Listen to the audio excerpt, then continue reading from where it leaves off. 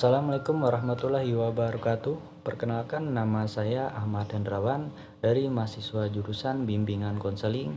Kali ini saya akan membuat media tentang persiapan ujian sekolah untuk peserta didik. Dengan tujuan agar dapat memberi pengarahan dan motivasi untuk membangkitkan semangat peserta didik untuk belajar. Melaksanakan ujian sekolah. Nah, apa yang biasanya membuatmu merasa tidak siap menghadapi ujian? Atau takut soal yang diujikan susah, atau tidak menguasai materi. Nah, hal tersebut wajar apabila dirasakan oleh para pelajar ataupun siapapun yang menghadapi ujian. Namun, rasa tidak percaya diri tersebut bisa dikurangi atau dihilangkan untuk mengetahui tips kita ini. Yang pertama, buatlah jadwal belajar yang efektif. Karena jadwal belajar adalah salah satu hal yang sangat penting dalam proses belajar. Karena jadwal belajar membantu kita lebih disiplin dan teratur dalam menentukan kapan kita harus belajar dan kapan kita harus istirahat. Untuk itulah bagaimana cara membuat jadwal belajar yang baik dan efektif. Berikut untuk tipsnya tadi. Perhatikanlah jam biologis masing-masing, seperti kapan harus tidur, kapan harus bangun, dan lama kita tidur. Semua itu sudah terset di otak kita karena kebiasaan. Jadi jika kita mengikuti alur jam biologis masing-masing, maka semua kegiatan akan berjalan lancar. Yang kedua, review materi jauh-jauh hari. Jadi ketika ada jadwal ujian yang sudah diumumkan, mulailah kamu mereview materi-materi yang telah diajarkan. Kamu bisa membagi materi tersebut dan mempelajarinya sedikit demi sedikit hingga kamu memahaminya. Dan tentukan target dan pahami kemampuanmu. Cobalah tentukan nilai maksimal yang bisa kamu dapatkan. Fokus untuk mencapai target tersebut, dan kamu juga bisa menentukan target harian. Misalnya, mereview 2 bab biologi dalam 1 hari, dan 2 bab fisika di hari selanjutnya. Yang penting, jangan terdistraksi dengan hal-hal yang kurang relevan supaya kamu bisa memenuhi target. Untuk yang ketiga, jagalah kesehatan. Mungkin terdengar sepele, tapi jangan lupakan untuk kondisi dan mentalmu sebelum ujian. Jadi percuma kalau kamu sudah menguasai seluruh materi, tapi malah tidak bisa mengikuti ujian karena sakit. Makanan yang bernutrisi dan jangan tidur terlalu malam. Dan sempatkanlah untuk melakukan olahraga ringan atau sekadar stretching agar badan tidak pegal. Kalau orang tuamu menyediakan, kamu juga bisa minum vitamin atau suplemen supaya badanmu tetap sehat. Yang keempat, hindari SKS, sistem kebut semalam. Karena lebih banyak mendominasi di kalangan pelajar ataupun mahasiswa. Jadi salah satu efek yang diakibatkan sistem belajar ini ialah yang pertama, membuat otak panik karena terus-terusan diberi memori dalam jumlah yang banyak. Jadi fungsi otak akan terganggu juga, membuat otak kelelahan. Hingga parahnya lagi, hal ini dapat menimbulkan gangguan memori jika sering dilakukan dalam jangka panjang, serta membuat otak tidak responsif terhadap rangsangan dari luar. Yang kedua, ketika belajar semalaman, maka akan memaksa melakukannya untuk begadang sehingga menjadi kurang tidur. Sebagaimana tidur berfungsi untuk meningkatkan kemampuan otak dalam hal konsentrasi, fokus, dan kreativitas. Begadang akan membuat kamu mengambil keputusan yang kurang tepat karena cara berpikirmu terganggu, dan rasa kantuk yang tidak tertahankan tentu juga akan mengganggu waktu ujian, serta otak akan membutuhkan pekerjaan yang dapat melalui tidur malam hari. Yang ketiga, begadang terus-menerus dapat menyebabkan insomnia yang mengganggu jadwal tidur. Kurang tidur juga bisa mengakibatkan risiko obesitas serta penuaan dini. Jadi, kepepet memang bisa meningkatkan hormon adrenalin yang mampu melipat gandakan kemampuan dibandingkan saat hari-hari bisa. Namun efek tersebut tidak akan bertahan lama.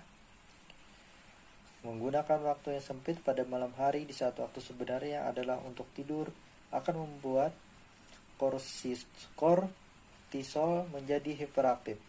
Hal tersebut bisa memicu gangguan-gangguan psikis serta kortisol merupakan hormon stres yang tentu saja tidak baik jumlahnya jika berlebihan. Dan dampak buruk bagi tubuh yang bisa timbul akibat SKS ialah menjadi cemas, tertekan, gelisah, dan tidak konsentrasi, dan kurangnya fokus serta dapat menurunkan imun tubuh. Nah, adapun beberapa cara saya anggap lebih baik agar menghindari sistem kebut semalam ialah biasakan mengulangi pelajaran di sekolah, sebaiknya pulang sekolah dengan alasan supaya memori kita selalu segar. Baca lagi catatan atau buku pelajaran dipelajari hari itu. Nah, dan juga yang kedua, menggambar mind map setiap materi yang dipelajari. Bila perlu, mind mapnya diberi warna atau hiasan yang lebih menarik. Cara ini sangat membantu mereka yang lemah dalam menghafal atau juga bisa menulis poin-poin penting di secari kertas. Untuk yang kelima, berdoa sebelum memulai belajar dan ujian. Menjelang digelarnya ujian seakan menjadi tradisi tersendiri di lingkungan sekolah. Hal itu dilakukan supaya pemantapan mental siswa. Siswa yang selalu berdoa bukan berdoa ketika lagi butuh, akan terinternalisasi dalam dirinya dan memahami bahwa manusia tidak memiliki kekuasaan. Manusia hanya dapat berencana dan Tuhanlah yang menentukan kesuksesan itu, termasuk kesuksesan dalam ujian sekolah. Karena sebelum, selama, dan setelah ujian pun siswa hendaknya terus berdoa. Melalui doa, siswa akan lebih tenang, rileks, dan lebih fokus dalam menghadapi. Tips untuk menghadapi persiapan ujian sekolah. Ada yang perlu diperingat ialah